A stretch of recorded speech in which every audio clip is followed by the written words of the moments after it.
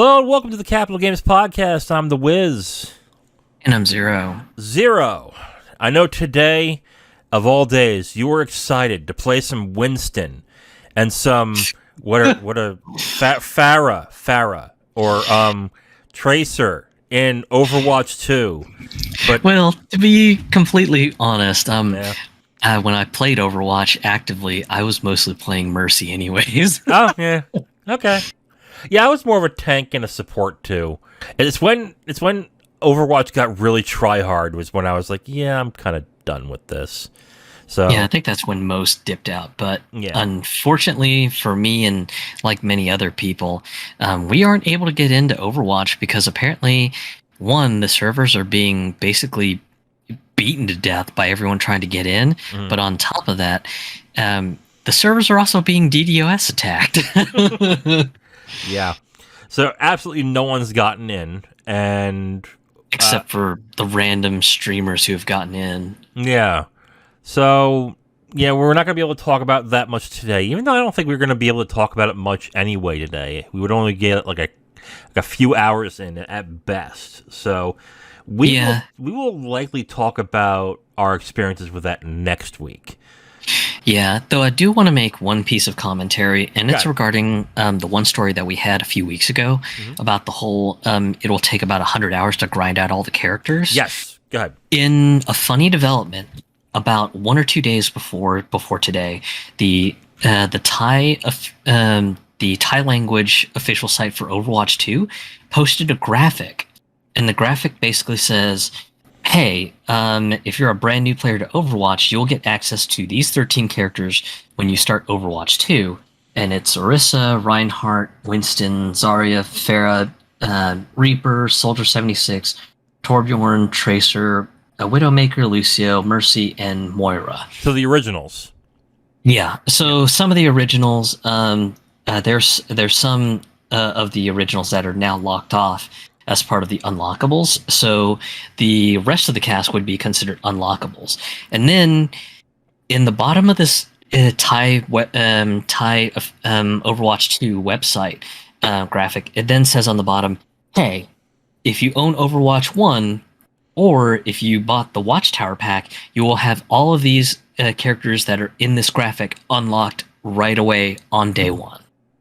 And for me, it just kind of floored me that, just in the English language media, they made no mention of this. None at all. Yeah. And, God. Sorry. And for me, it was just baffling because I'm sitting here going, okay, you've already got a whole bunch of websites and podcasters talking about this going, people are potentially going to have to spend almost 100 plus hours unlocking the entire cast. Wow, that's not really a fun grind. And this graphic that was put on the Thai website says, actually, no, if you've previously purchased Overwatch or you bought the Watchtower pack, you're going to get everything.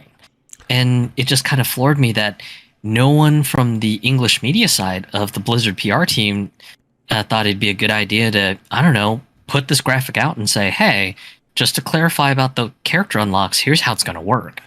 I don't know. It just kind of floored me. I was just like, this would have solved so much confusion about the unlocking situation. Right. Now, some people will defend this by saying, well, Blizzard did say this is part of the first-time user experience, and if you're not a first-time user, it wouldn't apply to you, which, yes, now it makes sense. But they didn't really get into detail about that. They just said, specifically, in order to unlock everybody as part of the first-time user experience, it's going to be 100 hours to grind everything to get all the characters. Just because they did not make any mention that if you had a save data or if you've owned the first Overwatch, that you'd get all the stuff. They did not mention it because, like you mentioned, when that came out, I was afraid, like, oh, wow, did I miss something? Because that was the first thing that I thought about when this was announced. That was this talked about today or was this yesterday when this was? It was posted to the Thai language Overwatch site 1 or 2 days ago. Okay, so I just when this was revealed, when you posted it on our server today, I just was like, well, that makes a lot of sense now, but why didn't I catch this? And sure enough, I guess it was because no one said anything. And yes, you can say it's part of the first time user experience, and it shouldn't have applied, and you should have thought it applied, but technically, everyone is a first time user on Overwatch 2, so it still made sense. People thought that this was going to mean everybody. So good on them for, I guess, basically saying, like, if you own the first Overwatch, you get all these free regardless. Great, but very poor communication on PR for Activision Blizzard and for Overwatch too. Like, this is, I don't know, that's not good. Like, and that's a key feature that people were complaining about for like days. I think there were people who were like saying, "Oh, if I have to regrind to get the characters I'm playing, I'm not playing." And you wouldn't think after that kind of backlash they would go and someone on the development team would go, no, guys, if you own the first one, or if you own the Watchpoint pack, you get all the characters. This is just for first time users only. Like, that was interesting, I guess, to say the least.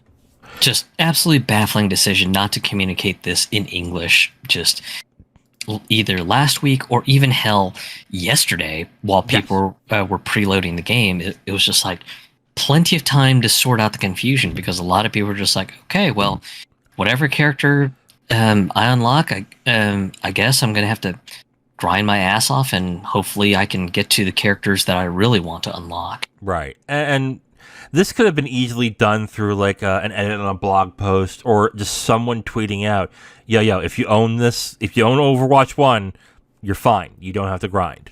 You're not a first time user. That's all they had to do. And they didn't, which, again, really bad communication on their part, which unfortunately is becoming par for the course for anything Activision Blizzard at this point. We'll get started with the first major story, and this was kind of a bombshell when it dropped last week. Stadia is shutting down coming this January. Yes. Basically, it was announced this past Friday, like at the end of the night, that Stadia, Google's Phil Harrison put out a blog post basically saying they're sunsetting the service as of this coming January. And this was speculated. We did a podcast segment on this about 2 months ago. And it's been long rumored since then, too, with Google shutting down studios and stuff like that. So this has been talked about for a while. It was just a question of when it was going to happen. And it kind of surprised some people that it was going to be as soon as it was. What did you think about when, what were your thoughts when you heard that Google Stadia was shutting down? It was kind of a surprise, because I figured that, they were probably still working with third-party partners, like Ubisoft was still quite on board with it. Mm-hmm. So I figured, okay, maybe we'll hear something about a shutdown sometime Q1 of next year, and then by summer next year, it'll be okay.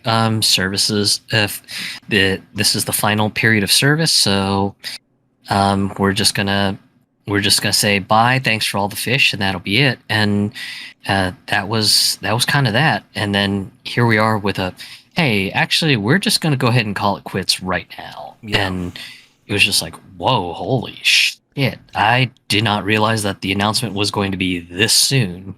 And it was pretty abrupt too, because it seemed like third-party. I think you mentioned third-party publishers that were developing games specifically for Stadia had no idea about this. I think there were also rumors that even the big publishers had no idea that Stadia was shutting down and sunsetting, because I believe some companies that are still developing games for Google Stadia, basically with what they're doing with I guess save data and stuff from Stadia specifically. I'm looking at seeing what companies. I know one was Ubisoft. Well, Ubisoft has kind of like I guess you could call it an amnesty program of sorts. Mm. So if you bought a game on the Stadia service, then you'll get a key for the Ubisoft Uplay service for the equivalent game that you bought. So let's say you bought Assassin's Creed Origins on Stadia, then you'll get a PC copy via the Uplay service, and that has been that. They haven't really announced how save data things are going to work. I know that Ubisoft's blog post that they put about it said that they're trying to research more into this amnesty program.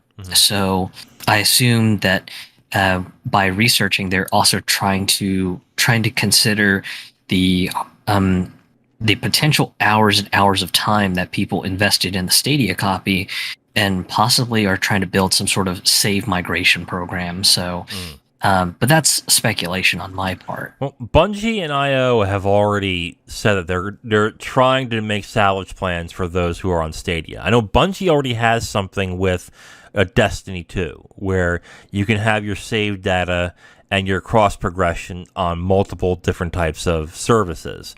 So I think the problem with Destiny 2 is any potential microtransaction currency and potentially expansions are still bound to the Stadia account. So they're going to have to figure out a way how to migrate all of those purchases off of Stadia into either a PC copy, or maybe they have to plan for a scenario where maybe the person who's migrating off of Stadia says, well, I don't have a gaming PC, but I got a PS5 for my birthday or something. I'm really interested in playing Destiny 2 on my PS5.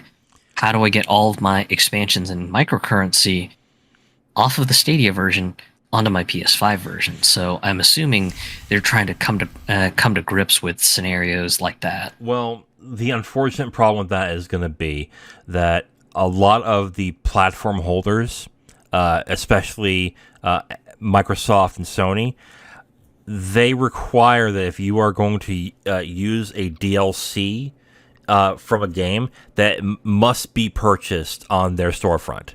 So I don't, unless they come up with some kind of sweetheart agreement. Well, Bungie might, since they're owned by Sony, but maybe not with Microsoft. They would have to come up with some kind of contractual reasoning or contractual amendment where they are allowed to take people from Stadia and give them those DLC for free. Because if you, most games, MLB is MLB The Show, of course. I'm going to use that as an example. It is an example I have where if I buy the premium currency on Xbox, if I go to PS5, it's not there. Same thing with multiverses. If I bought premium currency for multiverses on Xbox, I go on Steam, it's not there. And that's because there is a contractual there's a contractual reasoning that if you are going to use the currency, you have to use it on our platform. So if you buy it on our platform, you can only use it on our platform. If you buy it on another platform, we're not going to allow you to use it on ours because of, I guess, money reasons, because we're paying for the service and whatever. I don't know exactly the reason why that is. So I foresee that people might get their save data, but they will probably have to repurchase all the expansions, which sucks.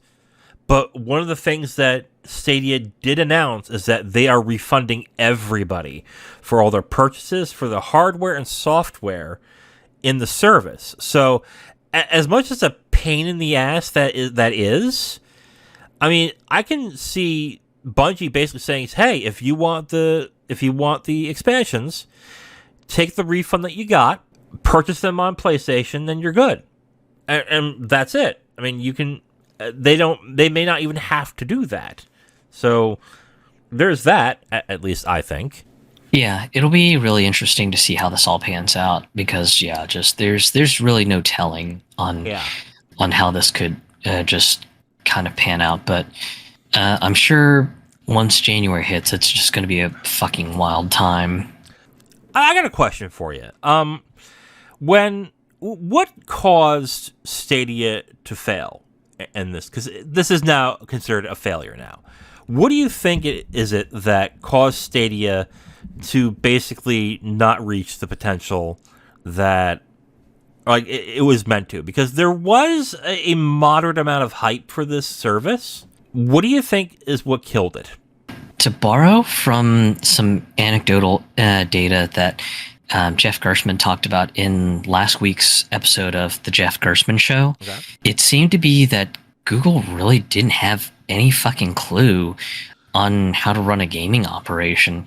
Because one of the anecdotes that he was talking about in his episode last week was that when Stadia was revealed, Google was just kind of relying on their clout, going, hey, yeah, we're Google. We're doing this gaming service thing.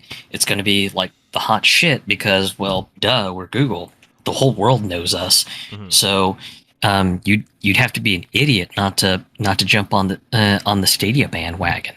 Right. And it was just kind of this blind application of clout that had no sense of hubris in it. And unfortunately, I think that just kind of compounded things, because they also kind of expected people to buy games. And buying games on an online-only service that could potentially vaporize overnight, that's going to be a hard sell for a lot of people on the consumer end, because just knowing that your inventory could just up and vanish one day, I mean, it's something that a lot of people just aren't comfortable with. I mean, it's not like Steam, where in the Steam user agreement, there is a subclause that says, hey, in the event that the Steam service does go bust, we will be distributing a unlocking mechanism that would allow you to play all of your games without the need for the Steam DRM in the catastrophic event that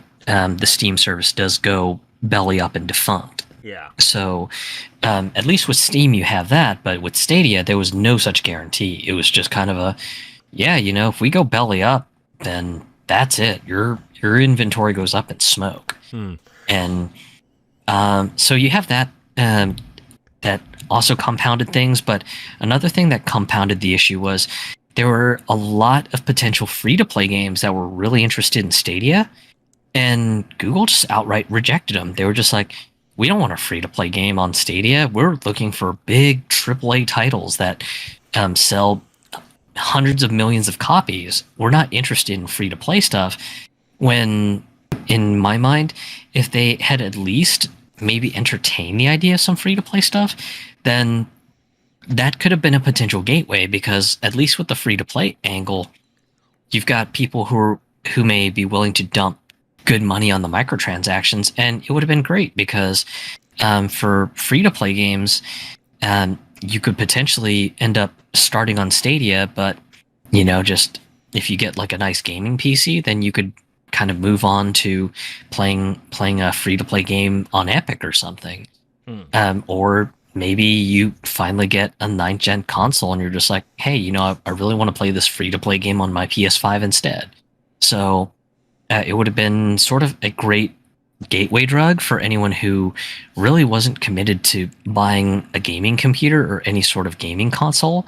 And yeah, just from the anecdotes that Jeff Gerstmann had when he talked to some people associated with development studios and stuff about the Stadia reveal, he had said that there were some studios who had tried to talk Google into maybe entertaining the idea of hosting free-to-play games, and Google was just like, nope, we are simply not interested. We just want major release AAA titles. We don't want any free-to-play stuff.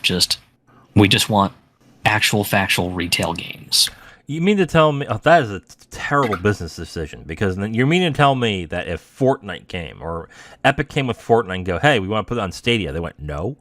Like, are you fucking serious right now? Yeah, that's according terrible. to the stories from Jeff Gerstmann, that was a scenario that likely happened, that because in his anecdotal story he had said that there were some big studios, I can't name names due to NDAs and stuff, but there were some big studios who had big free-to-play games that were trying to tell Google, hey, we'd love to maybe try to put our game on your service, and Google just told them flat out, we're not interested in free to play. Buzz off.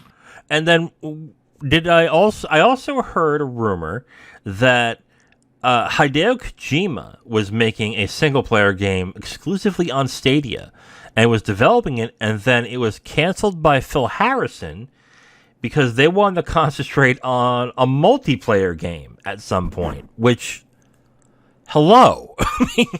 I don't know if you know who Hideo Kojima is, but even if the games aren't everyone's cup of tea, they sell. So if you have someone like Kojima who's interested and said, yeah, I'll do an exclusive game with you, how do you not put the money down to do that? That is utterly ridiculous. And the man is a beloved video game auteur. I mean, yes. he's the guy behind the Metal Gear Solid games and more recently the Death Stranding games. And it's just like, how the hell do you basically tell that guy, yeah, just buzz off. We're not interested in your weird outlandish idea. That is so fucking stupid. I couldn't believe it when I heard that. But yeah, and a lot of people are also pointing out that this possibly is Phil Harrison's fault. I don't know if that's the case, but the man's got a track record for killing everything that he's come across. So wasn't he was still on Xbox when the Xbox One was first released, if I recall correctly. Am I right? He and Don Matrick were on the same roster at the same time. Yeah. So yeah, that was for anyone who's forgotten who Don Matrick is, he was the guy who had the terrible phrase of telling U.S. military members that, you want an Xbox One, but you won't be able to reliably connect to the internet? We've got a console for you. It's called the Xbox 360. Oh my god, I remember that too. Oh man. He left Sony and then went to Infogrames and Atari, which got shut down. Then Gaikai, which got sold to Sony and then got shut down. And then went to Microsoft and helped with the development of the Xbox One, which we all know how that ended. And yeah, then he's been with Google, and he just seems like, oh man, I hate to say this because I don't know the guy and everything, but he's a failing upwards guy. Someone who almost fails wherever he goes, and yet he moves up everywhere he goes when that happens. That blows me away with him. Oh my god. I wish I had that kind of track record, that if I fail like this, that if I fail I still succeed. Jesus. Yeah. There is a bit of silver lining in the Google Stadia tale.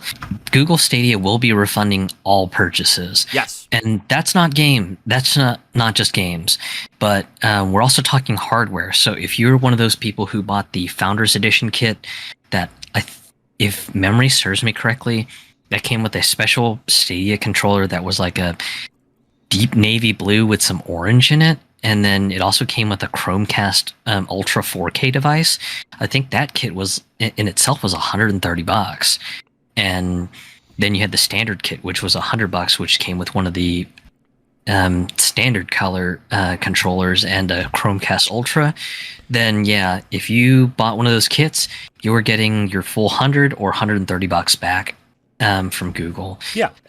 All games you bought, complete refunds. And the only thing that they are not refunding is if you decide to do the Stadia Pro subscription, which was I think like $10 or $13 a month.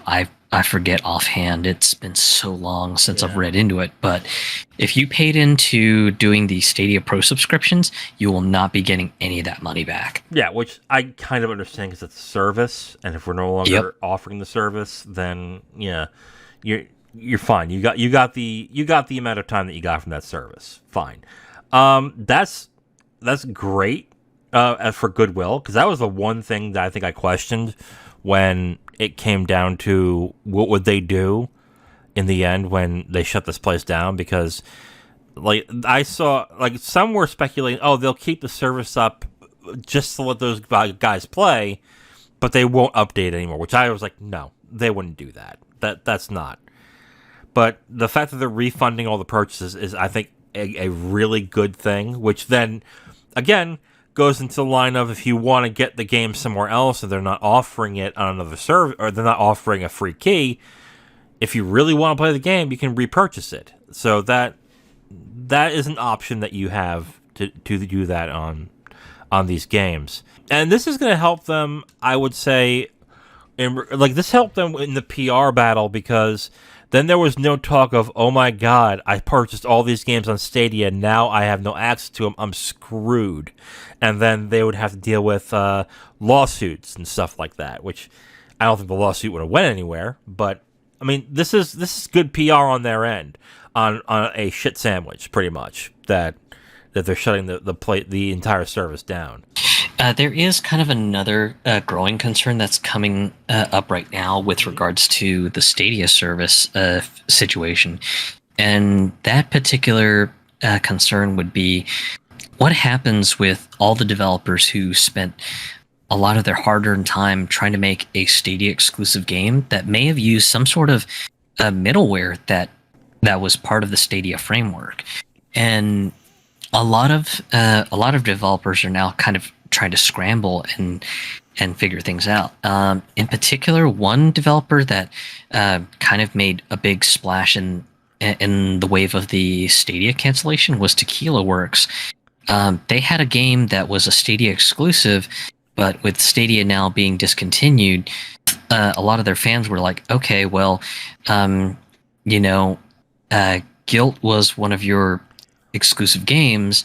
What's going to happen to this? And apparently the CEO of Tequila Works put on to social media that they are looking into porting Guilt to other platforms.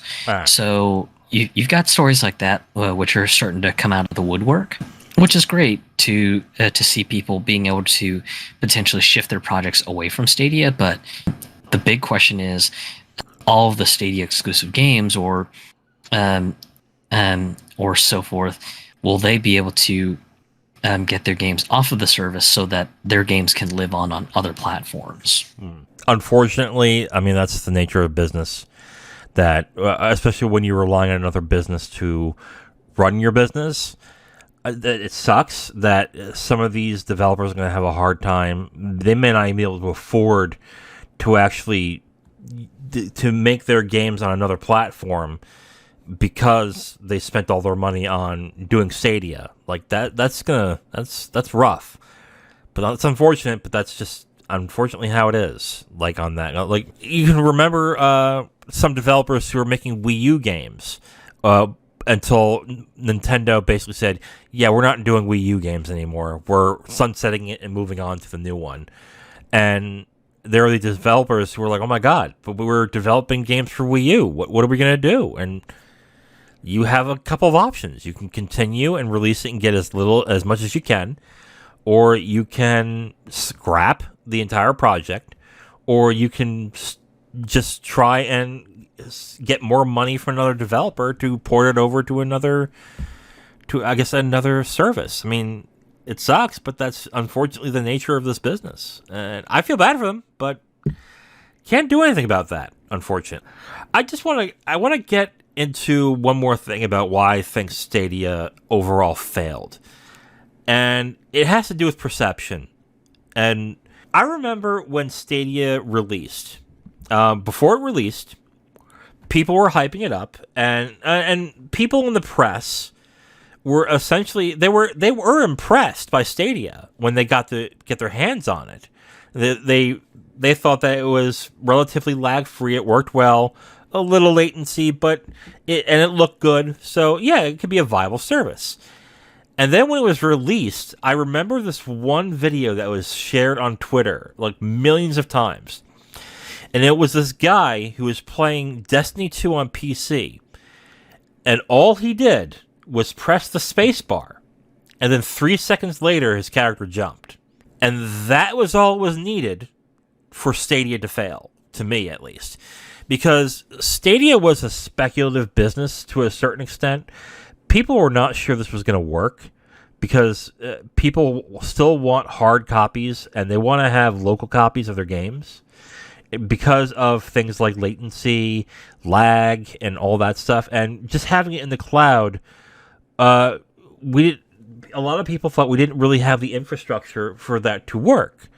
Now, it turned out that the Stadia service was still pretty good, but after you have something like that pop up, I mean, that, to me, that was like, oh, this is not going to last. Because that's your first impression right there. And if that's getting all the views and getting all the attention, then no one's going to give the service a shot. I mean, that's what happened to me. When I saw that, I was like, oh yeah, never mind. I'll play it on Xbox, or I'll play it on PlayStation, or I'll play it on Steam, whatever. I don't care. Like, I don't need to bother with Stadia if that's what I'm going to have to deal with. Forget it. And I've forgotten about it since. What do you think? The perception of latency is definitely an important thing for gamers, especially with regards to competitive games. I mean, one of the most competitive video games out there is literally on the Stadia service, and that's Destiny 2, because Crucible, the PvP mode, is just all about just getting the jump on your enemies, and nothing like having latency just rob you of that killing shot. Just, that would be absolutely frustrating in the minds of many. Just, I hit jump right at the right time, but this dude just popped me right before my character was actually going to jump and get away from being hit with a rocket or something. This is not a surprise to, I think, anybody except for people who are really Stadia diehards. And apparently there are some, because there have been posts going out there with people who have 6,000 hours on Red Dead Redemption 2 on Stadia. And they love the service, and they're upset that it's going, which I feel for them. I do. But everyone was saying, oh, this is going to get killed. This is not going to last. And that turned out to be the case after, I think it's going to be 5 years, I believe, at this point. But, I mean, yeah. What this, to me, Zero, tells me is that cloud gaming isn't going anywhere. It's going to be around, but it can't be the main business that you have. It has to be something like xCloud with Microsoft, where it's part of getting a whole suite of tools in order to actually experience your games. So that's where I think cloud gaming is going to be. It has to be an ancillary service to what you get with your main gaming diet, instead of the main way of playing it. And gamers are very sensitive about this too. They want to feel like they own their games. They have a physical representation of the games that they have. Even if that physical manifestation just does not matter, which I hate to say it to you guys, it doesn't matter at this point. But they want to know that A, the service is going to stay, and B, I'll have access to it at any time. And that comfort wasn't there with Stadia. And no one was going to spend $60 to $70 on a game where the exact thing that they were afraid of was going to happen, which is the service gets shut down and I have no access to my games. So, and that dogged the entire Stadia experience throughout its entire life cycle. What do you think? Yeah, I would certainly say that just the tangibility and the guarantee of access were likely two big reasons that just many gamers really didn't buy in and invest into Stadia. And it's kind of sad too, because Stadia had some great ideas. Like, one of the ideas that was in Stadia was that if you were stuck in a game, then you could actually pull up like a sort of like Steam overlay sort of thing by hitting the Stadia button. Mm-hmm. And it would bring up an overlay, and if you were on a quest, then this overlay would also detect which quest you're on, and then it would bring up all the relevant YouTube videos on that quest. So you could just go, oh, cool, this guy's got a walkthrough on how this quest is supposed to be beaten, sweet. And then just, boom, you just click on the video in this overlay, and then you could basically kind of see how the quest is done, or how you complete a certain challenge to get a trophy or something. And yeah, just a really great idea. I know the PS5 has sort of iterated on that with the game guide function on PS5. Though with the game guide, it's more kind of a hint on, here's where to find, the secret statue, or here's the exact criteria you need to do to unlock this specific trophy. So PS5 has a similar feature, but the whole integration of YouTube into Stadia, I think that was a really cool and solid idea. But yeah, it's a shame that just that sort of thing will be going away. But I know that with the closure announcement, there was a mention that Google will still be playing around the Stadia technology, and they'll be working with their partners to leverage the technology. So in my mind, I think the future of Stadia is probably going to be something like a interactive demo of a game. So instead of having to, just buy the game and find out, oh, hey, yeah, it's totally not for me. Instead, you can grab your Xbox or PlayStation controller or your Switch controller, sync it up to your PC via Bluetooth, play the game in your browser, and with like a really, really meaty demo, and just being able to sell that technology to third-party publishers like Capcom and so on and so forth. I mean, they could also use it as a means for publishers to, when they do demos or they do builds for, let's say, I don't know, like EA games. Like if they want to show them to like journalists or YouTubers, here's the latest build of X Need for Speed game. You're going to go on to your Google Stadia thing and go ahead and play it. I mean, that could be an interesting business investment for Google. That could work. But, yeah. Again, am I surprised that this is getting shut down? Not at all. Like, they made critical mistakes. And with the talk of what their business practices were, it's no wonder. But I feel bad for the people who invested in it, but hopefully they'll be able to take the purchase that they have, bring it somewhere else, and be able to enjoy their games and get their save data too, which I think some of them are doing, but some of them are not. Let us get to the next topic that we are talking about this week. One country that has been trying to get into the video game space is Saudi Arabia. I think about 4 or 5 months ago, Saudi Arabia bought SNK Playmore, or bought a majority stake in it, in order to get its foothold into the gaming sphere. It has been reported recently, I think it was about a few days ago, that Saudi Arabia is intending to spend nearly $38 billion on investments for acquisitions in the video game industry, including $13 billion to acquire a leading game publisher. There has been rumors going around of what the people, or I should say speculation, of what people are thinking that the publisher that they're looking for might be, but there hasn't been much confirmation as to what they're looking for, which of course is probably not going to happen until they actually announce who they're trying to acquire. But they are doing this under the Savvy Games Group, is what the Saudi Arabian company is called. Zero, what do you think about Saudi Arabia trying to get more money into the video game industry? I guess the oil sultans are looking to diversify their investments. Oh yeah.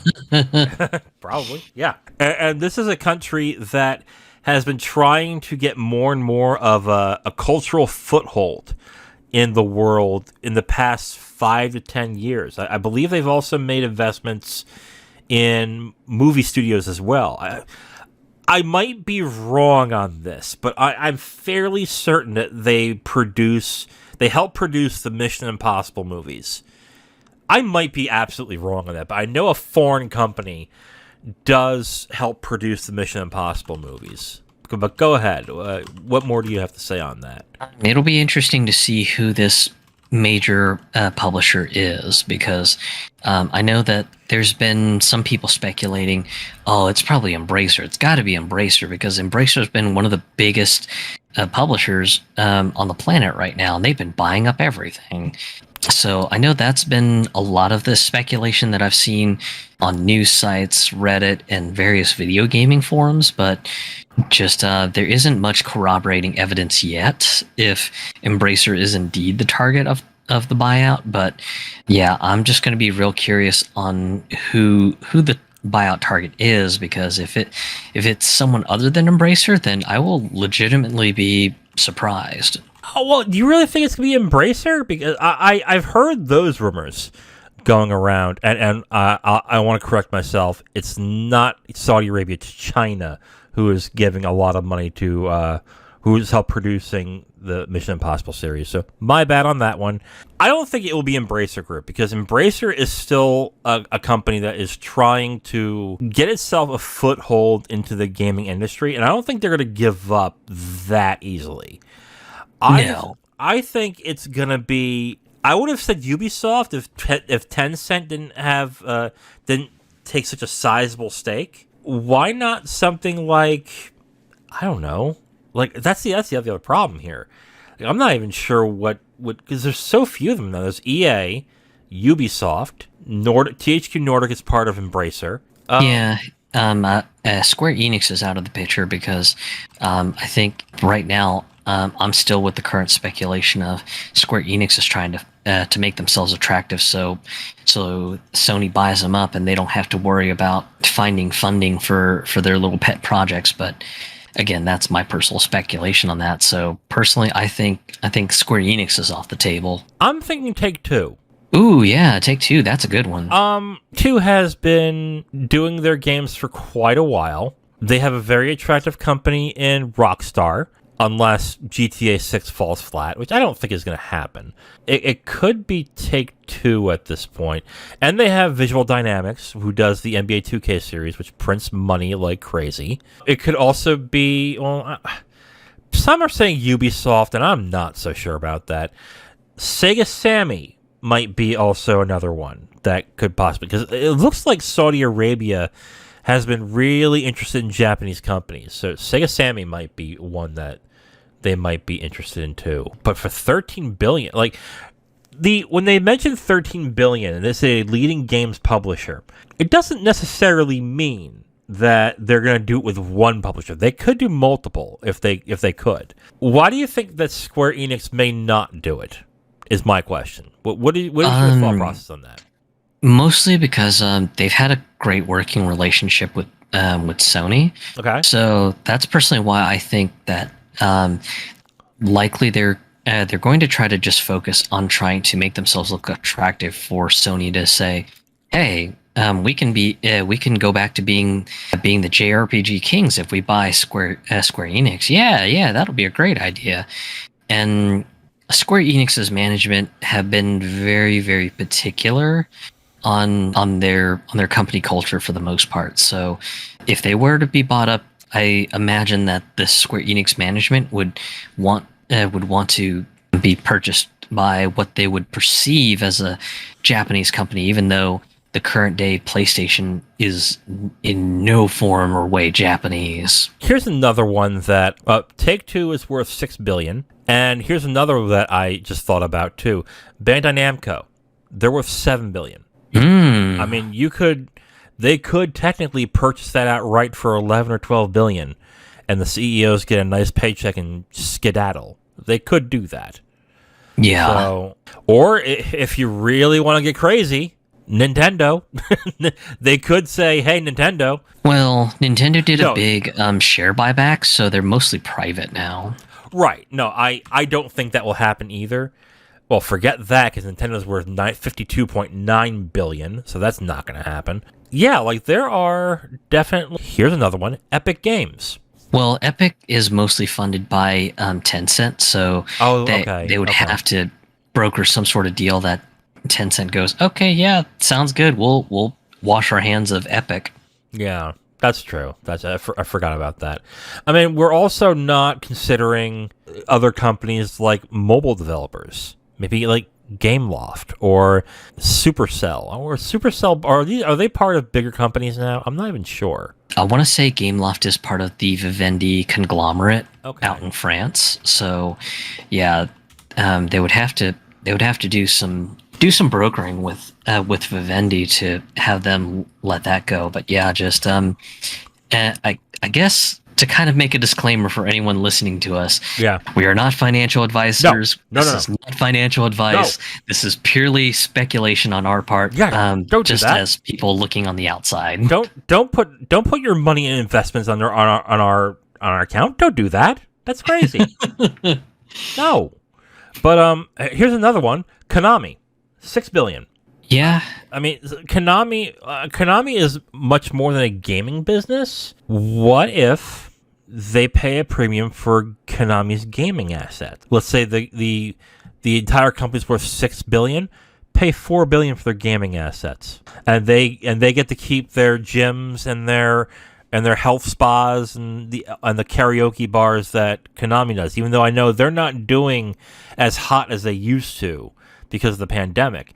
That's certainly a way to go with that as well. I mean, there are options, and honestly, a lot of these companies might be interested in something like Savvy Games Group buying them out. EA has been courting buyouts for God knows how long now, but they are worth much more than the what do you call it, the billions that they're worth $32 billion. So that would in order for Saudi Arabia to buy out EA, that would take their entire budget to actually buy them out. And even then, that might not be a good deal for EA. This is going to be... You're not going to see the last of Saudi Arabia here. They're going to start buying smaller studios. And, of course, then the consolidation of the entire video gaming industry is going to keep going until everyone owns their own little fiefdoms of different company. And then we're stuck in that kind of shithole. So don't get me wrong, like, this is the nature of the business at this point. And with how expensive it is to develop games, I see the reasoning as to why these companies will want to get themselves bought out, especially with how speculative and risky video game development can be. Like, you can spend like $100 million on a game, or if that, or much more than that, and it could be part of a franchise. And if it's one bad game, you could lose all the sales like that. I mean, that's still very risky. So, and that's the nature of entertainment. There are chances that these companies probably want to get a buyout, and it makes a lot of good business sense to do it. I'm just not entirely thrilled with this outcome. What do you think? I am inclined to agree with your thought that there might be just some companies who may just want to get out because right now the time to get out is good. And it kind of goes in line with one topic that we talked about many episodes ago, which was with a bunch of games getting rid of loot boxes because of what I presume is a speculation that there's going to be anti-loot box laws coming out in the next year or two. Maybe just some of these major game publishers want to get out because they're just like, that's just too much legal liability for us. If we get bought out by some other bigger entity, then it'll be up to the bigger entity to foot the bill for any legal liabilities that we have to worry about. And yeah, nothing like just having a suitor with deep pockets say, hey, we'll buy you up and we'll just take over the operation. And I mean, at that point, you end up being a small part of a giant conglomerate, and you can basically go and say, great, awesome. Then all the legal liabilities on you. Yeah, sweet, awesome. Okay, well, we're going to retool and rejigger our games, and whatever legal liabilities come up, you guys can cover it, right? And then bigger company says, yeah, sure, whatever. We'll take care of the legal stuff, so don't worry about it. This is going to be a continuing thing that happens. Why don't we get back on the acquisition train, and talk about that Tencent is reportedly focused on buying now majority stakes in outside gaming companies. This comes after Tencent bought a sizable amount of stakes, but not a controlling stake in Ubisoft. I'll be honest with you, before I ask for your opinion on this, Zero, I was kind of surprised by this announcement, or this... it's still kind of speculation because Tencent hasn't outright said it, but I'm still a little surprised by it. But what do you think about Tencent now looking to get controlling stakes on some outside gaming companies? So this is where my international politics hat gets put on. Okay. And basically, I think it's more that Tencent is kind of afraid of what's going on with the Chinese government right now. And for those who aren't familiar with international politics, this year is a major anniversary for the Chinese Communist Party. Their leader, President Xi Jinping, or head secretary, I believe is his official title, he's been doing a major corruption crackdown, basically just going after companies who have gotten too big in their riches and everything and haven't been paying their fair share in taxes. And unfortunately, Tencent has been hit a few times by these anti-corruption measures. So my thinking is that they're trying to cleverly get their money out of China and basically line their pockets outside of China, outside the purview of the Chinese government. And that's why they're getting a little bit heavy-handed with saying, hey, we're looking for studios outside of China to buy. And with doing that, they can park their money outside of China. And then if and when the eventual day that the Chinese Communist Party just gets sick of basically just Tencent being too big of a company, they can go, okay, well, we're just going to shut down our Chinese operations and we're just going to say bye. And then, surprise, we opened up our operations in, I don't know, Germany, France, Norway, the U.S., Canada. Would they be able to do that? Because I thought with the nature of how international business works, especially with China, is that once the money gets funneled into, because I know America's different in this, but I thought with China, I might be wrong on this, but once the money is in a Chinese company, it is essentially Chinese money. So even if they were to say have, I don't know, business in other countries, China can still claim that it's their money and you have to pay the taxes for it. I mean, am I wrong on that, or? Technically, you're not wrong about it, but Okay. There have been some companies who have been trying to cleverly sort of route their money that it doesn't touch the Chinese government in any form or fashion. Right. So basically having the money parked in a bank account that's outside of a Chinese bank, and then basically just leaving that money alone, but using that money in a creative way to, say, buy real estate, by controlling shares in companies, things like that. So that's where I think that potentially Tencent is doing with their money. They're basically finding creative ways to park their money outside of the reaches of the Chinese government. But again, that's my international politics hat on that discussion.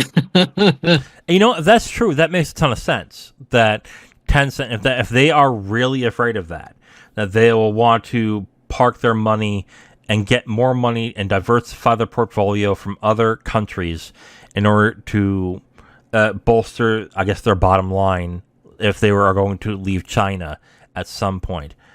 But doesn't Tencent get a lot of perks and a lot of different kinds of things that other companies don't get because they are a big Chinese company? Doesn't the government actually support them in a lot of what they do? I mean, that's the other. Well, Go ahead. It's not quite a clear sort of situation. So, Okay. one of the things that is a part of Chinese government regulations is pretty much every industry must have a Communist Party office within the company. So within the offices of Tencent, there has to be a actual Communist Party office inside the Tencent building.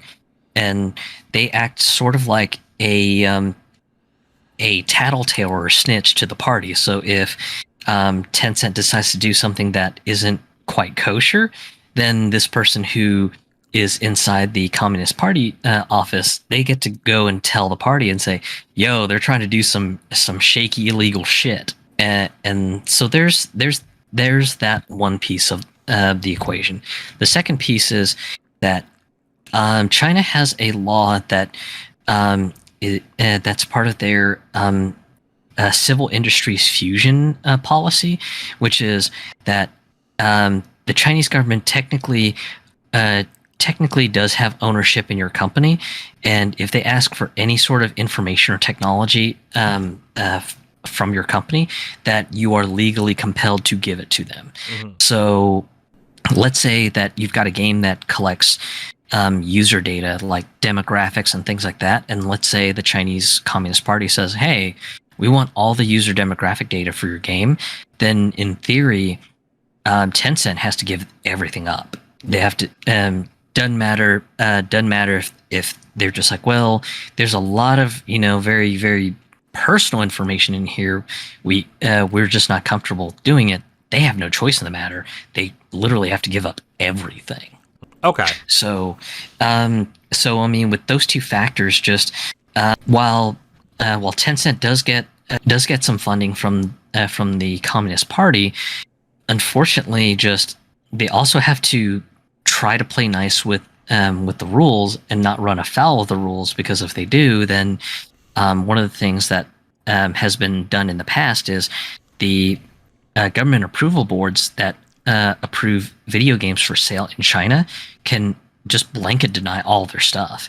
And this happened during the pandemic, where Tencent had, I think, a list of either 20 or 30 games that were pending approvals, and due to the pandemic and due to something that they did that the Communist Party was not happy about, all their games got frozen in the approval process.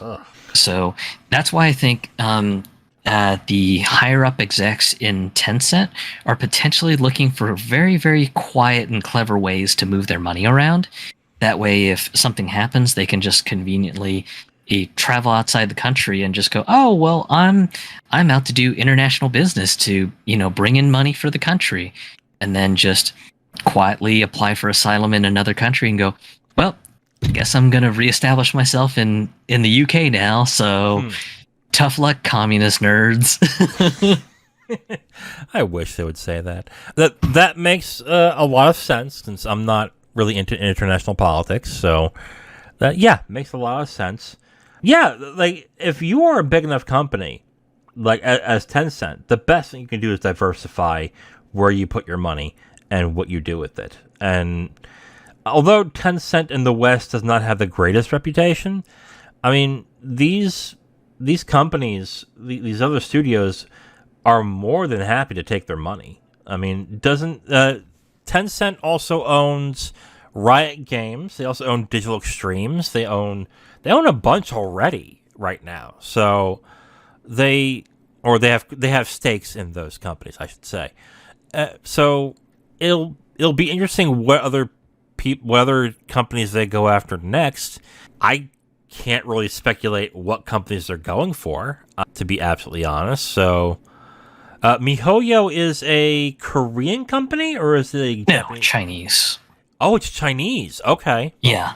Well, forget MiHoYo then. That would have been my guess. It would have been MiHoYo, but if that's Chinese, then forget it.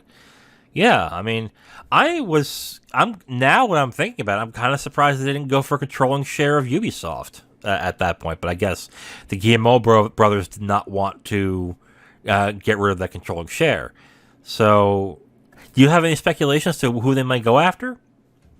No, I've been paying attention to Tencent's movements, and to say that they're a wild dog is a bit of an understatement, because like the Ubisoft purchase, I did not see that coming. It was just kind of a, hey, yeah, we're buying a good chunk of Ubisoft, and I was just like, okay, well, that's interesting. Did not see that coming anywhere, but okay, here we are. So yeah, just I'll be definitely keeping a watch on how this develops further in the future, because I'm definitely going to be curious on where they pivot their money to, because if they end up putting a good chunk of money into Embracer, that could potentially be a move. Not definitely not enough to do a controlling share, but maybe enough money to kind of give them a vote or two on the board to say, hey, we've got a right to say something or whatever. Yeah, they're probably going for smaller companies in the millions to maybe 1 or 2 billion. I don't think they would go for Embracer or for like bigger companies like EA or stuff like that. I think they're going for, like, I would call them like in between AAA and AA, like to that extent, which there aren't Yeah. many of, to be completely honest. So, yeah, I mean, this will be interesting. We'll probably hear more in the next 2 years as to what they're doing. And yeah, the consolidation of the gaming industry continues. Next story involves the ongoing drama involving Microsoft and them buying Activision Blizzard and all the regulators they have to deal with in order to get it done. There have already been reports that Jim Ryan of PlayStation has gone up to regulators in the EU, talking about how damaging it would be if Microsoft were to buy Activision Blizzard. Google also got involved, which I thought was kind of funny, but okay, Google got involved as well. And it seems as if Xbox has also countered with what they're saying by basically claiming that Nintendo and Sony will remain the biggest companies in video games well after they own Activision Blizzard and get Call of Duty. I read this somewhere, and then I started seeing on Twitter so many Sony lovers who are like, "Oh wow, Xbox finally admitted it. How do you feel, Xbox?" I'm like, "Are you that opaque that you're not realizing what's happening right now?" But yeah, Zero, what did you think of Xbox or Microsoft saying, "Hey, we're number 3, and that's going to remain that way. So what's the big deal?" Yeah, it just seems kind of like a wild claim considering just how big of a lineage that Bethesda has, and then how big of a legacy Activision Blizzard has. For me, it was just kind of hard to wrap my head around the thought of just even after those purchases, Microsoft would claim that they would still be significantly smaller than both Sony and Nintendo. Just there's a bit of, I guess you could call it disbelief from me on this, but I just can't fathom it, mostly because of the fact that just Bethesda has a huge legacy of stuff, and so does Activision Blizzard. So yeah, I was just kind of flabbergasted when I saw this news. I was just like, really? You guys will still be smaller than Nintendo and Sony? I don't know how that computes, because just Activision Blizzard and Bethesda are just absolutely huge companies with just long lineages of video games. There's no way that you could call yourself small, even with the just long legacy that those companies have had in video gaming history. Yeah. I find these tactics so fucking hilarious to a certain extent. That the brinksmanship they're doing here by downplaying Microsoft, by downplaying their success, and Microsoft, and then Sony on the other hand, like overinflating it to a certain extent, saying, "Oh my God, I mean, they could own everything." Which is really not the case. And the fact that people are not seeing this and still claiming and still turning this into a console war thing is just unbearably stupid to watch. Like, there's reasons why Microsoft is downplaying the importance of buying Activision Blizzard. I mean, they're not saying that, we suck and we need this. They're kind of saying that, but they're saying it so it doesn't seem like as big of a deal when they buy Activision Blizzard and when they own the properties and everything. So I'm just the fact that this gets into console war fodder is just absolutely stupidly ridiculous. Zero, what do you think? Yeah, people just seeing this as some sort of like console war thing.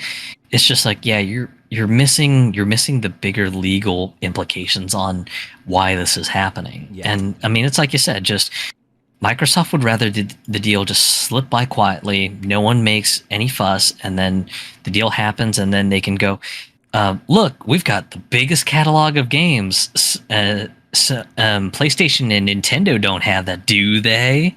So, and that's really where what it comes down to. Just Microsoft doesn't want any legal hitches on this. Yeah. Activision Blizzard, they want to get their money out of this deal because they're going to get a cash infusion, and the execs are ready to jump out the plane with their golden parachutes. Right. And that's all this is. This anyone who's seeing this for just the console wars and everything, they're just missing the big picture so hard. And the bigger picture is simply just this is all about money. This is all about just making the deal happen so that everyone gets paid. And once everyone gets paid, there's no take backsies. Let me ask you a question. Do you really think that Microsoft can continue the Xbox brand in 10 years? Or are they looking to turn the Xbox brand into a service? Personally believe that Microsoft is playing the long game, and they're looking to turn the Xbox brand into a service. Mm-hmm. And really, the biggest piece of that equation we see currently right now, which is just the fact that you have Xbox Game Pass. And Game Pass is the one thing that just makes gaming just easy peasy. You don't have to worry about owning the game. You can just download it to your console right now. But with them doing the just long-term beta for the Xbox xCloud stuff, just that seems to be the end game. Just, hey, we want to do something like Stadia, but make it just a better value so that, people don't kind of see it as, oh my god, my inventory could disappear overnight. Yikes, that's a bit of a scary thing. Yeah. And instead, to build out a service that has the backing of Microsoft as a company and can reassure people, hey, we're going to be around probably forever, and you don't really have to worry about your digital games because you can play them on your PC, you can play them on your TV with the Xbox app, you can play it on your phone with the Xbox app, and all that sort of stuff. So I think that's really the end game direction for Microsoft, to step away from the hardware game in the distant future and basically say, hey, you don't need to buy an expensive box to play our games. You just need to, be part of the Microsoft ecosystem. Yeah. Xbox at this point, I don't think it's going to be a brand anymore. Like, it will be Game Pass in, I would say 10 years. And that's what really this is. This is basically where... And this is why Microsoft is really downplaying Xbox's importance. Because they're not going to want to have a console in 10 years. They just want to have the service. And if you have the service and you have all these games, people are going to buy the service, and that's it. Like, I can foresee a time where if this is successful, maybe Sony will have a console, but they would have to have Game Pass on it, because people will want to play those games on their console. Like, I think that's the basic move that Microsoft is going here. Like, how many rumors were there that Nintendo was going to have Xbox Game Pass on there, and how it made sense? Like, I think that is going to be their future business decisions on there. And let's also get it straight here too. Sony does this exclusivity shit all the time. They do it with their games as well as with features and with day one stuff in a lot of their games and exclusivity. They also, and has been shown as well, they also force people when they develop games for their system to not put it on Xbox as a requirement. So it's not like Sony doesn't do this stuff. And on top of that, if we're talking about, Call of Duty is so important, and it's a barometer of what the overall gaming business is, and if that remains exclusive to Xbox, they essentially win. That's not true. Fortnite is the big thing now on gaming. If Fortnite was something that was exclusive to Xbox, then you would have a point. But Call of Duty ain't that anymore. And if you really are worried about the fact that Call of Duty might be exclusive to Microsoft, bring back Resistance, or I don't know, go to EA, give them cash, and go, hey, make Battlefield exclusive to PlayStation, or give us Medal of Honor. Do a Medal of Honor for us, exclusively for PlayStation. Just compete. Do the same thing at this point. But going to the regulators and doing this stuff is not. I don't think one, it's not going to work, and two, in the end, it's going to make you guys look desperate. Because if you lose, and you're going to lose, if you lose, the perception is going to be that Sony has 1 foot out the door. They're going to go down. It's only a matter of time. And now Jim Ryan has now essentially put up this veneer that basically if Microsoft gets Call of Duty, we're finished. Which I don't believe that to be the case. But now with how he's acting, it sure damn seems like he thinks that. What do you think? It could. I mean, on one hand, it could be a play to say, woe is us. Just if we don't have the marketing powerhouse that is Call of Duty, just PlayStation is going to collapse on its own weight. And with that angle, I just don't see it, because so far of the two 9th gen consoles, PlayStation has had a lot of award-winning games, and that's me saying it as somebody who quite loves his Xbox Series X and has been playing on that more than his PS5.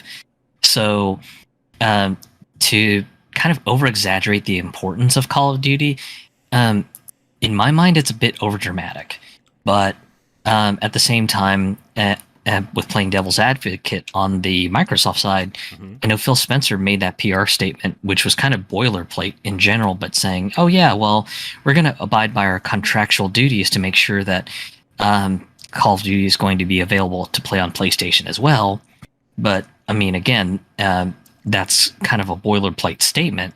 They're not going to immediately say something inflammatory like, nope, the minute we got that we've got control of Call of Duty, fuck PlayStation. Yeah.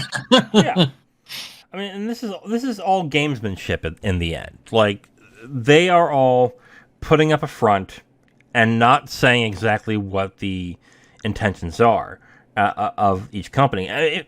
Microsoft could very well decide, let's not make this exclusive at all. Let's put it on other consoles and whatever. Like that, they may just decide that's fine. That's exactly what we're going to do, and fine, whatever. But even if they did make it exclusive to Xbox, okay, then compete. Like just do other business. Like, okay, they have the first-person shooter market. Okay, then compete in other ways. Like, you would now have Destiny 2. Hello. I mean, if they're really going to do that, then just lock Destiny 2 away. Like you say, okay, then Destiny 2 doesn't go on Xbox. Done. Compete. That's all you got to do at this point. And to me, like I said, this makes Sony look very, very weak. And I don't even think that's the case. I think it's just gamesmanship at this point, where they're just saying, just for the hell of it, because it will hurt Microsoft in the end. Let's just do it. If they would have just let it go by and just competed, I think they would have looked a lot better. But now, at this point, like, they're making it sound like I think this will eventually trickle down to investors when this goes through, that they're going to be in some trouble. And what are you going to do then? What is Jim Ryan going to do then when the stock dips? When Microsoft gets Activision Blizzard, and then Sony is left in the bag of, well, you've been saying for months that this could be disastrous for the gaming industry, then we're going to start pulling our money out. Then what do you do? Like, this just... Man, like, I think this is overblown to a certain extent. Like, that's just my opinion on this. I think that the molding over this is overblown. Because, you can easily not easily, but you do have a franchise you can use that can compete with that game, and you could also just go to Battlefield and say, hey, make it exclusive to us. Here's some money, and I bet you EA will be like, okay, sure, okay. So I don't get it. I just don't get the tactics involved with either company in this. It's just getting more and more ridiculous as the days go on.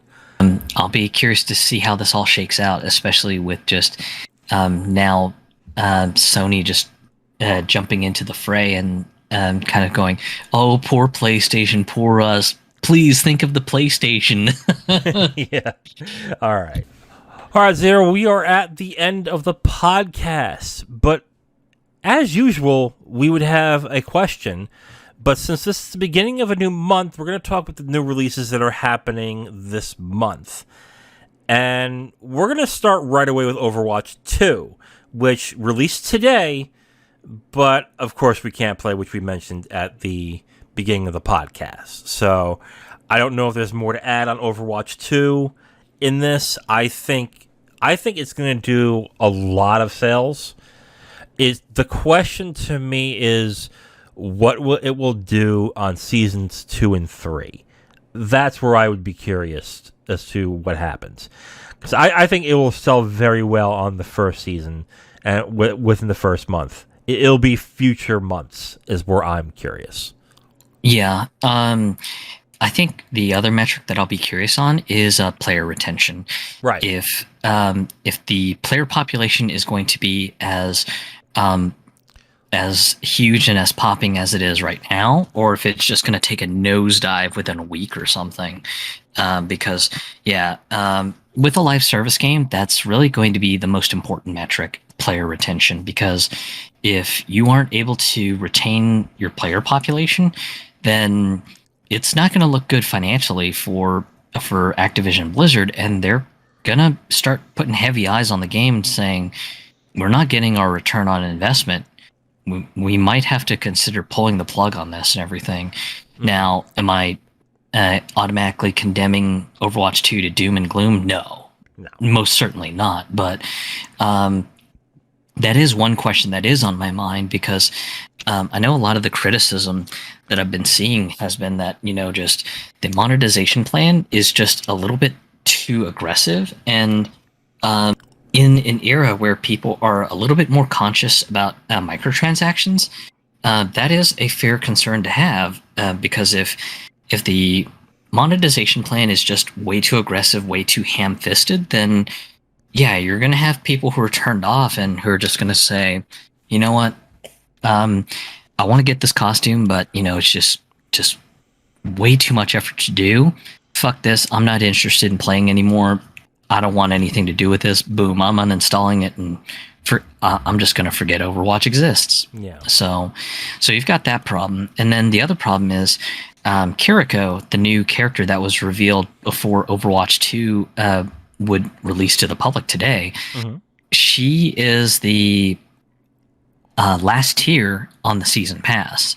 So depending on how bad the grind is to get to the final level tier in the season pass to unlock Kiriko, that might turn off players too, because if a bunch of players are like, oh man, Kiriko's sick, oh my god, I gotta have her, and then they get on that treadmill to try to play the season pass to unlock her, and it turns out that the grind is just way too bad, then you could have another potential scenario where just players drop off going, this grind for Kiriko is not fun. Fuck this. I refuse to play this anymore. Yeah.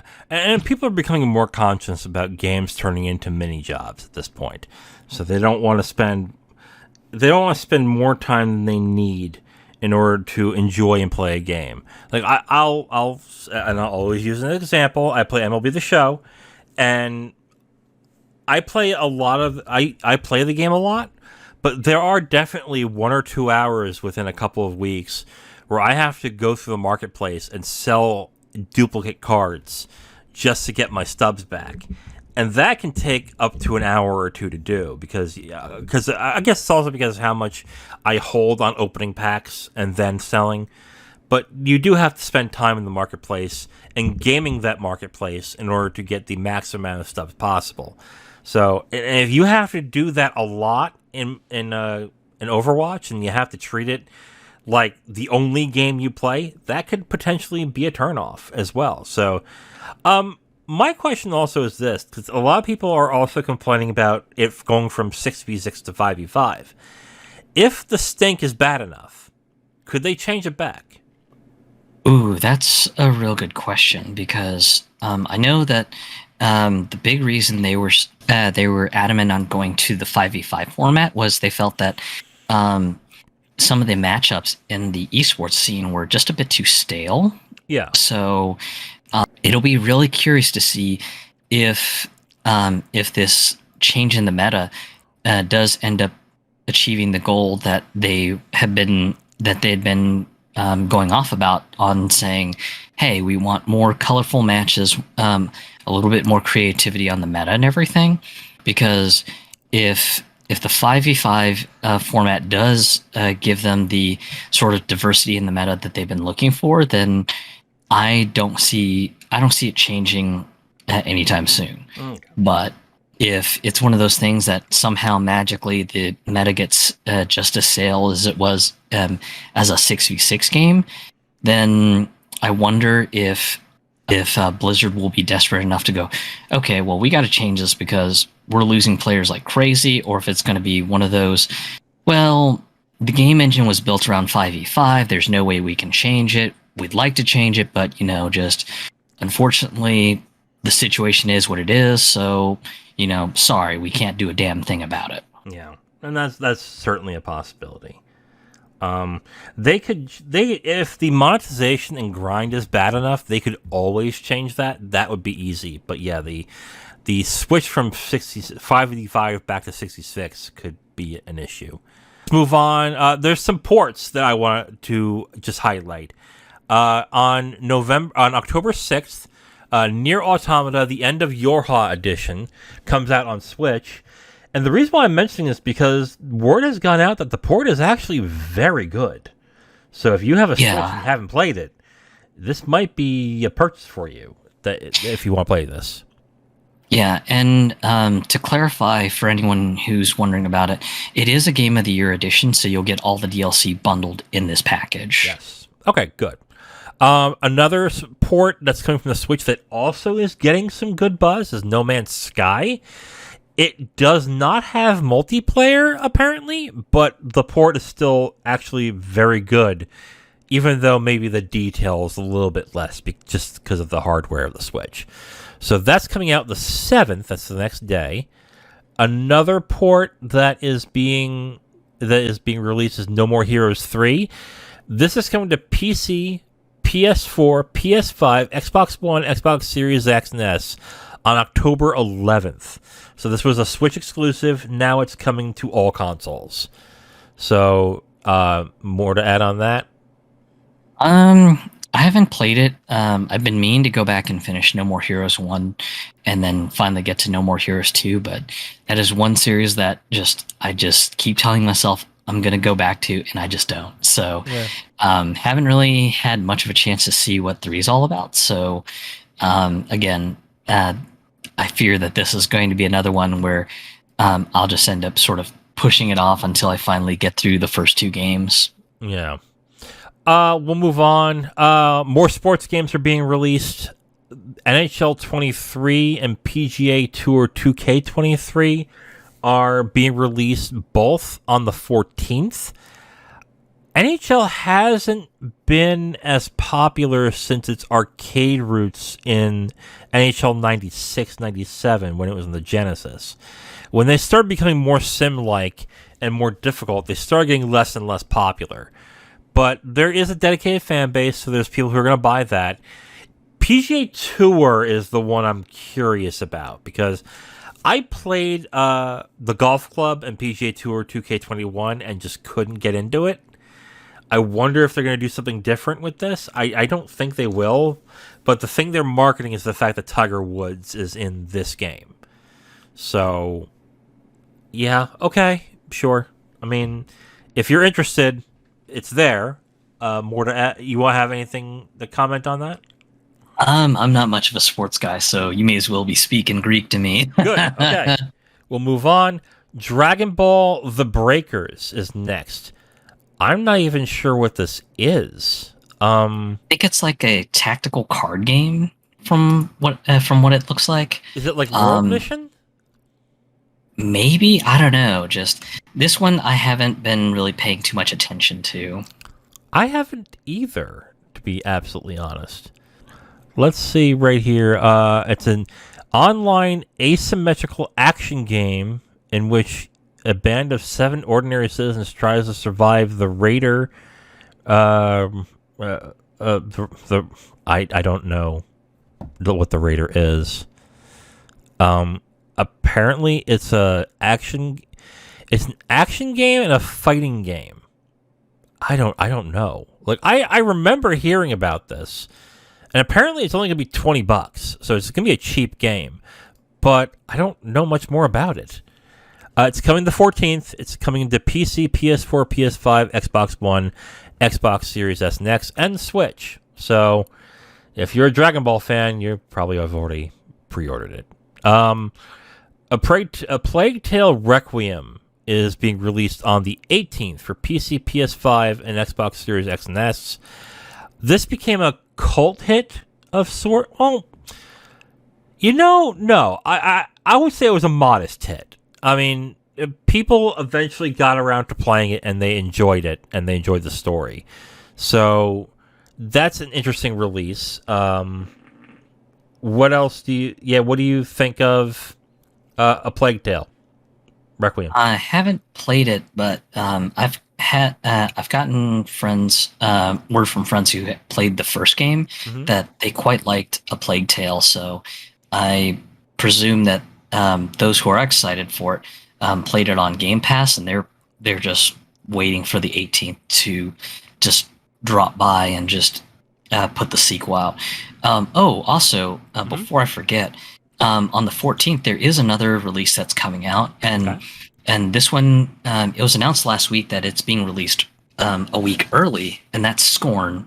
Scorn is being released on the 14th instead. Oh, that's right. Okay, this list has not been updated. Yeah. So yeah, I know some people are excited for that game. I'm not for reasons. But hey, that's cool. I mean, that's actually interesting. I think that was originally the 21st, right? Yeah, the 21st. But last week they made an announcement. They're like, hey, actually, we're ahead of schedule, so we will be releasing this a whole week early. So get ready to play Scorn on the 14th. Good. Okay. Well, that's good. We will move on.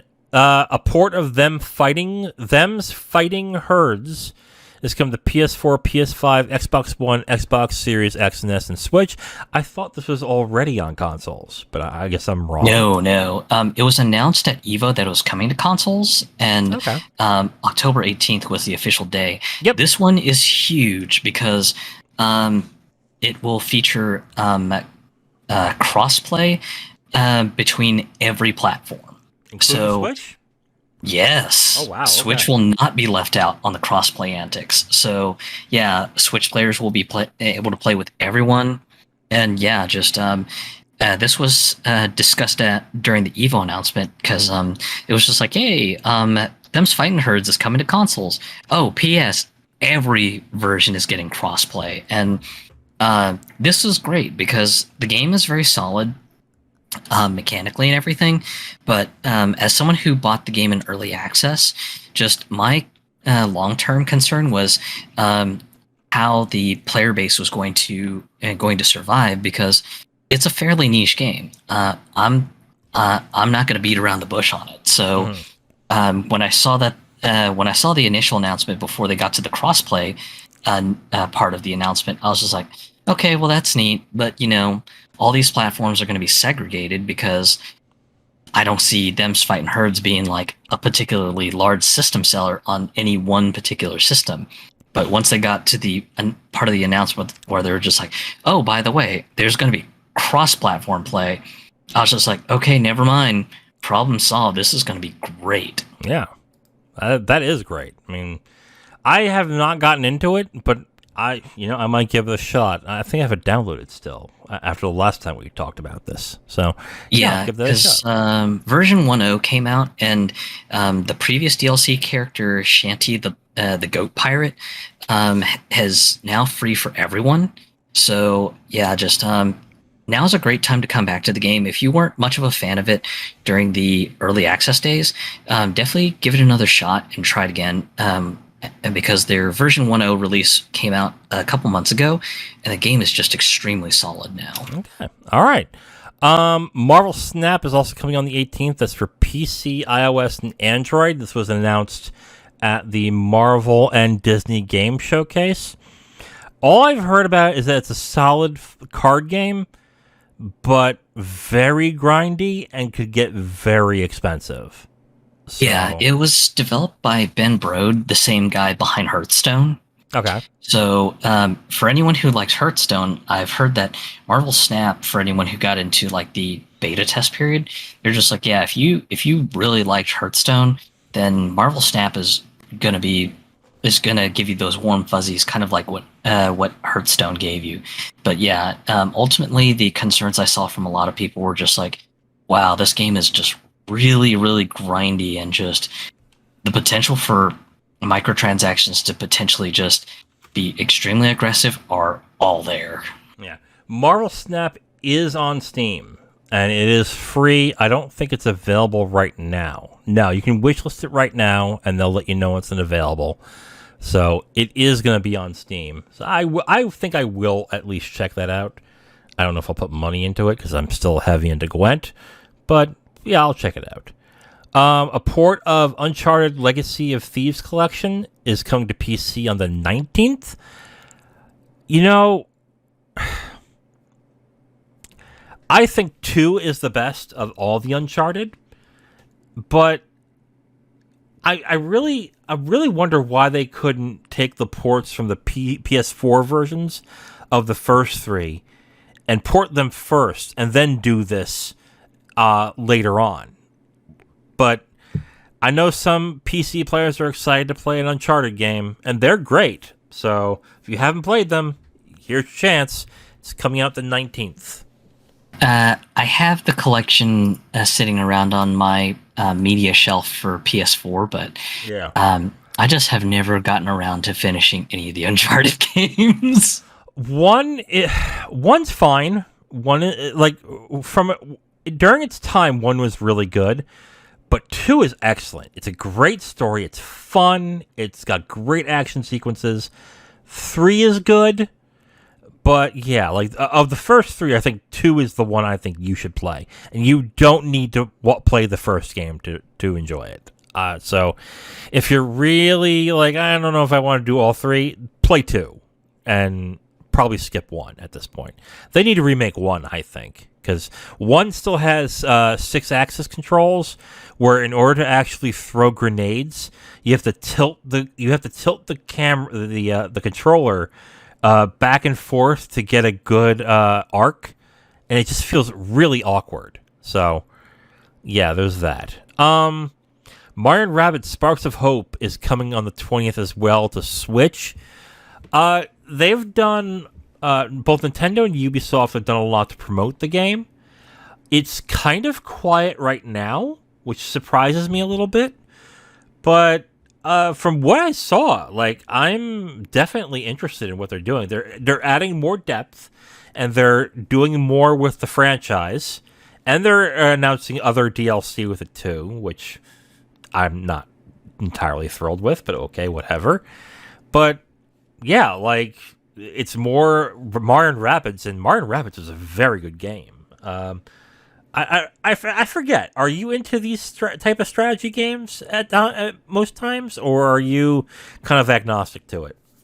I actually quite liked Mario and Rabbids Kingdom Battle. Yeah. It was super cute, and just the Rabbid versions of the characters were absolutely hilarious. Just of all the Rabbid version characters, I think Rabbid Luigi is the one that just cracks me up the most. Rabbid Peach is definitely a close second, though. Right. But yeah, just it pains me that I won't be able to buy Mario and Rabbids Spark of Hope immediately due to some personal stuff going on. But yeah, just uh, if I had the money for it, yeah, just Mario and Rabbids Spark of Hope, that would be a day one for me. Right. I mean, you could always get it cheaper. Well, it is a Nintendo game, so probably not. But yeah. Well, I mean, technically it's an Ubisoft game, and I mean, if it follows the same trend as Kingdom Battle, then I could probably end up just waiting for a while until they do like a gold edition sale on the eShop, where you can get everything for like $30, where it's just like game plus all the DLC or something. Yeah, that would probably be a good idea. Okay. I'm looking forward to it too. I'm not sure if I'm going to buy it right away, but I'm definitely looking forward to it. More ports. Well, one port that we should talk about that is coming to PC, PS5, Xbox One, Xbox Series X, and the Switch is Persona 5 Royal. I am expecting this to sell really well. I mean shockingly well. Like, I don't think it will sell great on Xbox because it'll also be on Game Pass, but I think on PC and Switch, it's going to do bonkers sales. What do you think? Yeah. I'm partly in agreement with PC and Switch. Probably you'll see gangbuster sales on that. Xbox Series X and Xbox One, likely most people are going to probably try it out via Game Pass, but most people, I imagine, will probably just go, damn, this game's so good. Fuck this. I'm going to buy it. And hell, I get a 10% off discount because it's a Game Pass game. So fuck it. I'm going to throw my money down.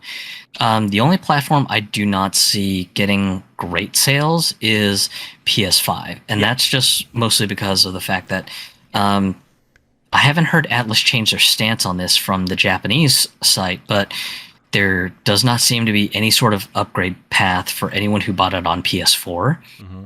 And it's just going to be, well, you want to play it in shiny 4K, then, you're just going to have to rebuy a copy on PS5 and just suck it up, Buttercup. Yeah. And I haven't heard of them doing any graphical updates or any kind of polishing to the game. So it could just very well be that, and we talked about that when it was announced a while back, that it could just very well be that there is no graphical updates of any kind. So it would be kind of pointless to put the money towards coming over the program to get the PS5 version, because the PS4 version just might be just as well, just as good, and it doesn't matter. So we'll see. If there is upgrades to it, then that would suck, and I would be pissed, but we'll see exactly how that turns out. That's coming out the 21st, and like I said, I'm expecting that to sell really well. What do you think? Top 10 in Steam when it comes out? Likely, Okay. especially since just PC players have been begging for more Persona games to come out on Steam. Yeah. And same for Switch. I could easily see it hitting the Switch top 10 list easily on the day that it launches. So I want to say that those two platforms, I could easily see it breaking into the top 10 chart. Especially because PC and Switch players have been wanting to play Persona 5 Royal forever. So to have the game finally come out, yeah, just Atlas will definitely get their money back on the work and investment that they had to put into those two platforms for sure.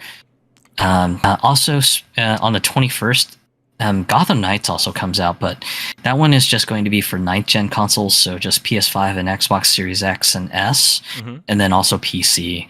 This one, I'm a bit hazy on, mostly because of the fact that just they made a lot of clamoring that they had to go 9th gen console only because they needed the extra horsepower and everything, but the previews of this game just have not looked good. No, and I haven't heard positive things about it either when it comes to previews. Like, I don't pay attention to preview coverage at all, because a lot of them, when they do previews, they tend to hold back a lot and excuse a lot of stuff by saying like curbing things like saying, well, it's still in development, so it could get ironed out, or or not even mentioning the problems that they have in order to continue to have their preview access.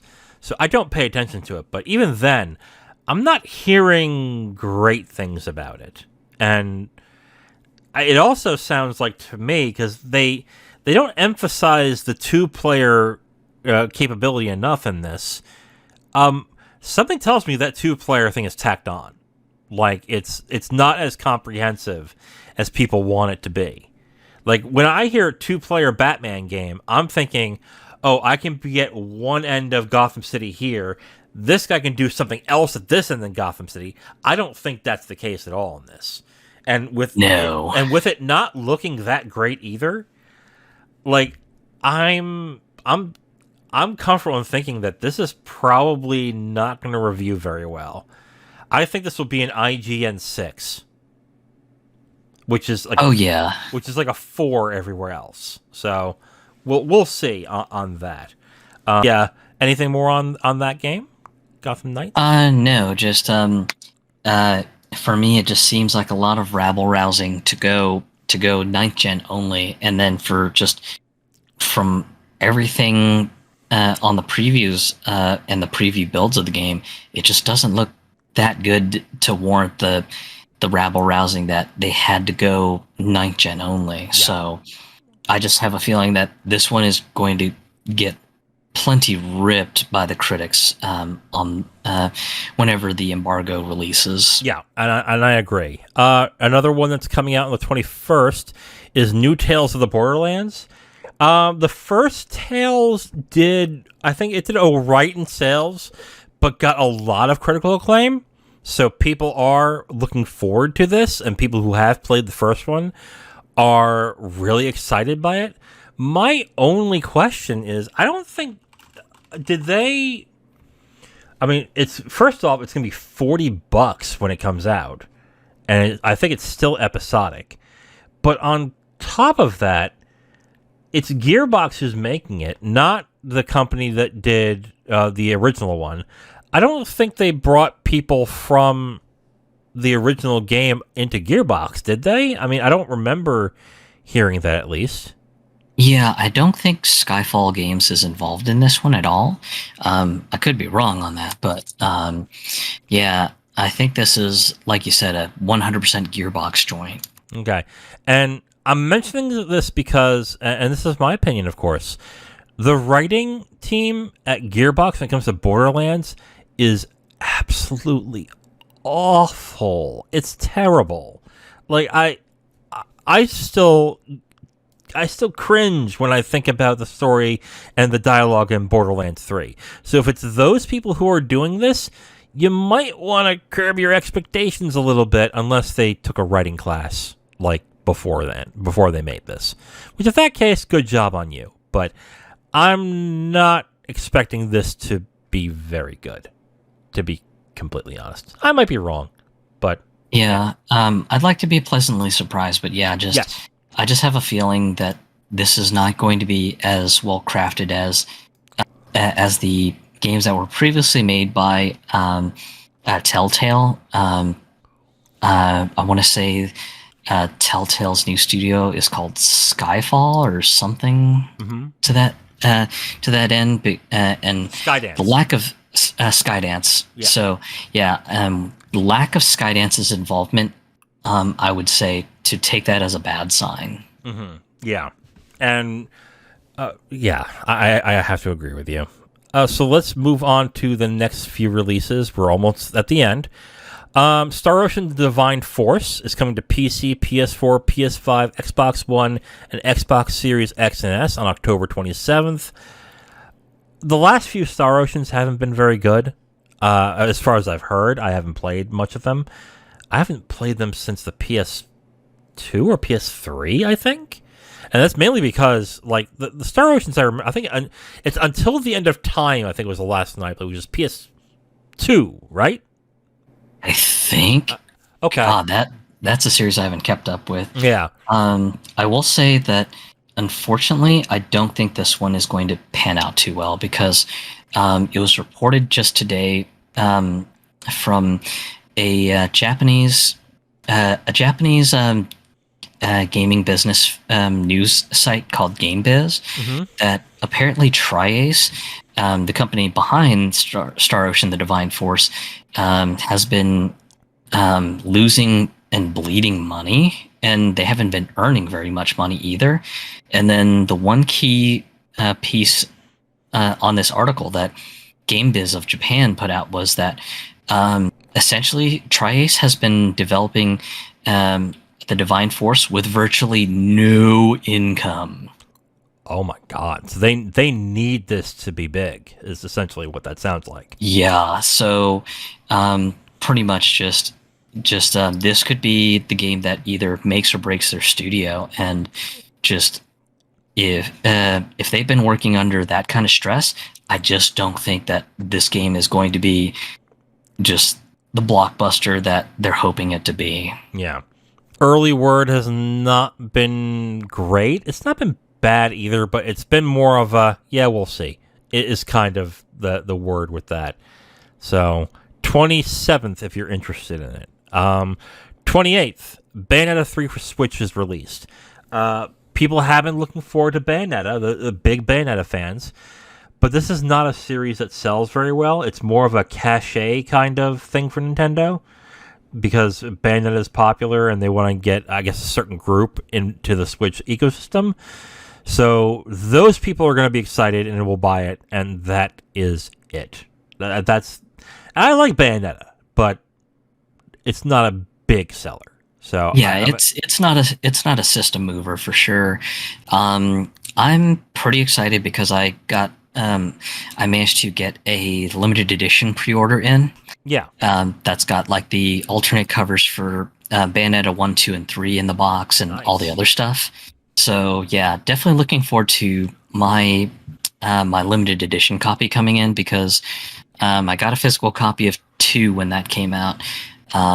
This past Saturday, I picked up my physical copy of 1, even though I got the digital key redemption from 2. So yeah, just having 3 on my media shelf is just going to be so nice. That is cool. That is cool, and that looked like a good box set too. So I'm jealous, sort of.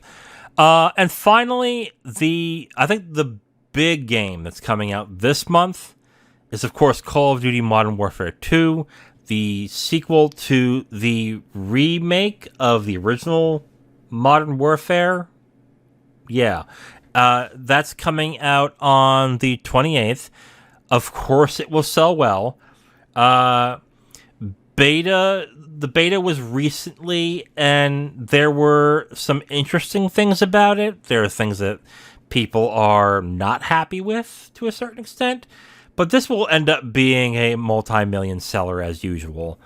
And I think this will end up being much more positive than, let's say, Vanguard or Cold War. I think this will be a good year for Call of Duty. And they are, in 3 weeks, they are also releasing Warzone 2.0. So there's that as well. What are your thoughts? Modern Warfare 2, this is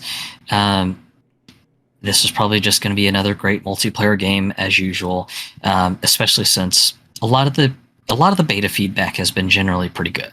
Mm-hmm. Story's probably going to be the usual bombastic first-person shooter story. So, just if you're kind of into big action movies, but you'd rather play through the action movie, then yeah, I imagine Modern Warfare 2 is probably going to be just a big box office movie style experience. So if you're into that, then you're probably going to be more than overjoyed to play through Modern Warfare 2. The delayed release of Warzone 2.0 with relation to Modern Warfare 2, there's definitely been a bit of chatter about that, especially the fact that any of the cosmetic items and stuff that you spent your hard-earned dollary dues on for Warzone 1 will not be coming with you to Warzone 2. Yeah. So there have been quite a number of people who've been quite upset about that. Yeah, and honestly, I would be upset too by that. But they're claiming that Warzone 2.0 is a complete rebuild from the ground up. So, but what I expect to happen is that those old skins that they had from Warzone 1 are probably going to get resold again. Except for maybe like the John McClanes and Terminators and Rambos, where they would have to get the licensing all over again for that. So, yeah. Wait, I got a question. Does that mean Warzone 1.0 is going to be shut down? The implication seems to be that Warzone 1 will be closed off, but it'll probably happen in due time. There'll be likely a heavy campaign to get people to migrate over to Warzone 2.0. Mm-hmm. So I imagine it's just going to be, hey, move yourself over to Warzone 2.0. We're giving away, I don't know, a free skin or something to get all the holdouts who are just trying to stick to Warzone 1 and everything. And then once the population in Warzone 1 gets low enough, then they'll just go, oh, look, too bad. We got to close down Warzone 1 because there's just not a sustainable player population. But, Warzone 2 is in full swing, so join us over there. Yeah. All right. Well, those are the releases. It's gonna be It's gonna be Modern Warfare 2 and Overwatch 2 who are gonna be the big releases this week, and they'll probably eat up a lot of the gaming dollars that happens this week. What do you think? You have any other releases that you think will sell pretty big? For the month of October, Overwatch 2 likely will get everyone with Season Pass 1 because everyone's going to want Kiriko. And the real question will be just how bad the grind will be to unlock Kiriko, because if it's just going to be too bad, then while they may sell a ton of season pass ones, they may not have the player retention numbers to kind of make up the difference and everything. Yeah. So at least that's my thought on the matter. And then as far as anything else that might sell pretty well for this month, yeah, I think really just Persona 5 Royal for the non-PlayStation platforms is probably going to do pretty well, especially with just all the clamoring for just that game to appear on platforms that are not Sony powered. Right. And then lastly, just Modern Warfare 2. Yeah, that's just kind of a gimme.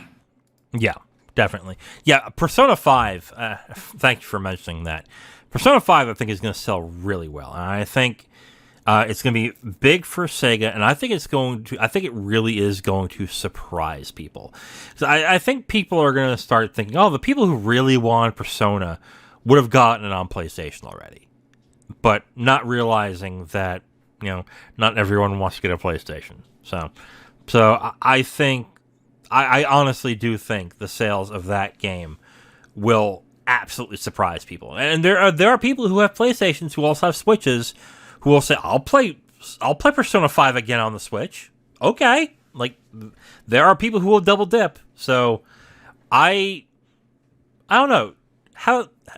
Okay, you know what? I'll say it again. It'll be on the top 10 in sales, I think. Yeah. Specifically on Switch. I think the more interesting thing that I'll be wondering when Sega's Q4 financial report comes out is if they will announce that they'll be going a little bit more harder on doing multi-platform ports, because I know last financial quarter they had said that we're considering putting some of our major franchise games into multi-platform development, but we're not quite sure if there's that much interest in it. And then they followed up with, we've made announcements that we've got a Persona 3 portable coming. We've also got Persona 5 Royal coming as well too, and then of course the announcement that Persona 4 Golden was coming to Xbox.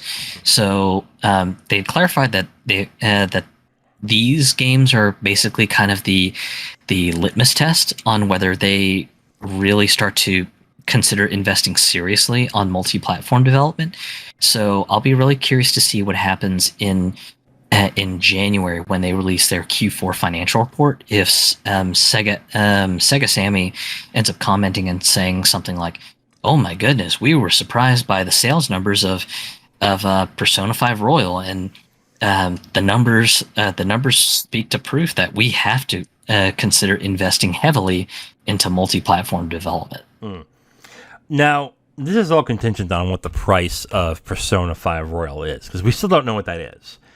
If it's 60, do you think it will still sell on those platforms, or does it have to be like 30 or $40? No, I think Persona 5 is Royal is still new enough that there's still a contingent of people that are more than willing to dole out $60 and go, first time on PC, don't care. $60. That's what you want, Atlas? Here you go. Yeah. We're giving it to you. Okay. All right. I kind of have to agree with you too, even though I wouldn't do it, but I agree. Like, if it ends up being 60, I can see a lot of people still plunking down the money to get it. Okay. On that last tidbit, we are at the end of this episode of the Capital Games Podcast. Tune in next week. We talk about all the news and happenings that are going on in the gaming industry. I am the Wiz. I'm Zero. And we'll talk to you next week. Bye.